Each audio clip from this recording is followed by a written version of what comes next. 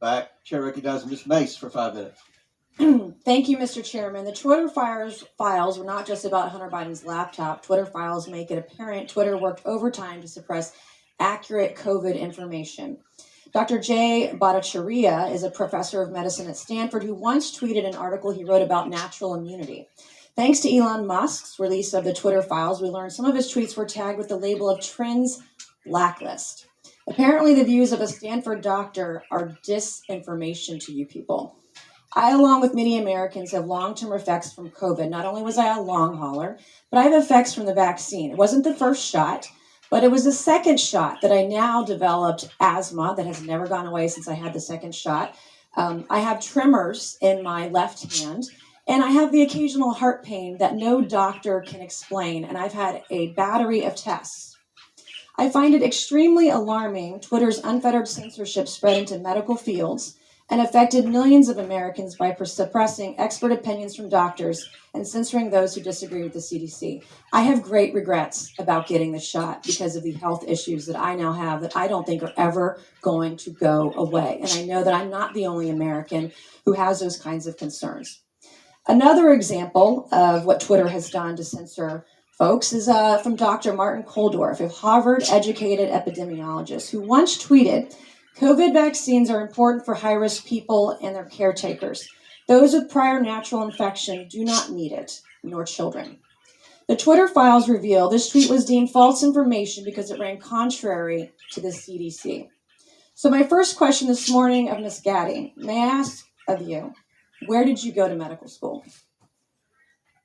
I did not go to medical school. I'm sorry? I did not go to medical school. That's what I thought. Why do you think you or anyone else at Twitter had the medical expertise to censor a doctor's expert opinion? Our policies regarding COVID were designed to protect individuals. We were seeing... You guys censored Harvard-educated doctors, Stanford-educated doctors, doctors that are educated in the best places in the world, and you silenced those voices. My next question is, did the U.S. government... Oh, excuse me, I have another chart I want to show you, Ms. Gaddy.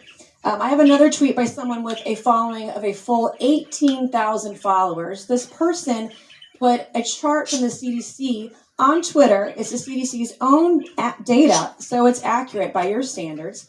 And you all labeled this as misleading. You're not a doctor, right, Ms. Gaddy? No, I'm not. Okay. What makes you think you or anyone else at Twitter have the medical expertise to censor actual, accurate CDC data? I'm not familiar with these particular situations. Yeah, I'm sure you're not. But this is what Twitter did. They labeled this as inaccurate. It is the government's own data. It's ridiculous that we're even having to have this conversation today. It's not just about the laptop. This is about medical advice that expert doctors were trying to give Americans because social media companies like Twitter were silencing their voices. I have another question, my last one for you, Ms. Gaddy. Did the U.S. government ever contact you or anyone at Twitter to pressure Twitter to moderate or censor certain tweets? Yes or no?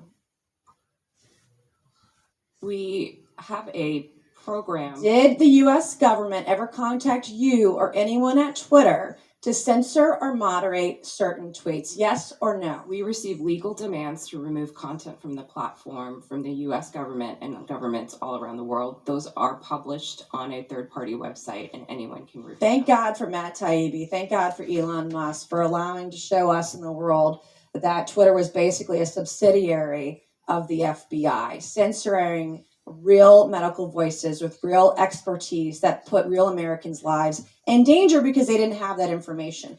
I also want to thank one of my colleagues, Rokana, because as it turns out, censorship isn't just an important issue to conservatives. Some of my colleagues on the other side of the aisle, like Ro, found this censorship very concerning, and even wrote to you and to folks at Twitter that he was concerned about the First Amendment being censored. So I want to thank him for speaking up and speaking out about this issue, because this should not be a partisan issue. This should be an issue that's an American issue.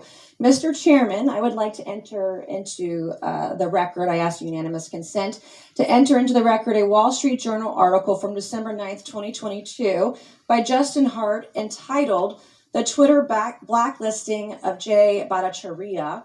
And to the record, please, Mr. Chairman. Without objection, so ordered. Thank you, and I